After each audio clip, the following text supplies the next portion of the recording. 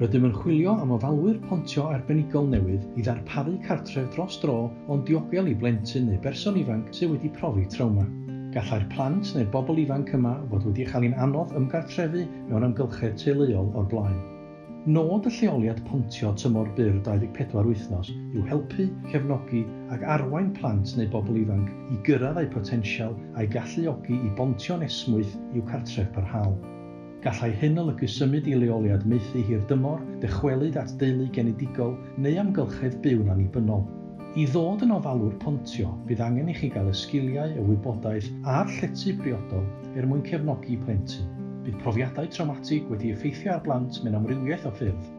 Bydd pob plentyn yn dangos ymddygiadau sy'n adlewyrchu eu hamgylchiadau unigol. Bydd rhai wedi profi camdriniaeth ac esgelistod, ymddygiad afiach neu amhriodol fel ffyrdd o ymdopi, lleoliadau wedi methu sawl gwaith, anawsterau emosiynol ac anawsterau perthynas, anawsterau gyda dysgu ac addysg, ymddygiad tramgwyddus, materion diffyg ymddiriadaeth ac ymlyniad. Bydd eich sgiliau cyfaithrebu a thrafod rhagorol yn caniatáu i chi adeiladu ymddiriadaeth a pherthynas werthfawr gyda'r plentyn, ei helpu o'r esgyn rhwystrau a allai fod wedi arwain at fethiant lleoliadau yn y gorffennol. Bydd gofalwyr yn cael eu cofnogi gen weithwyr proffesiynol, aml ddisgyflaethol a fydd yn cynnwys dadansoddwr ymddygiad, gweithiwr cymdeithasol, hwb gofal plant, gweithwyr cefnogi lleoliad, gweithwyr ailuno ac allgymorth.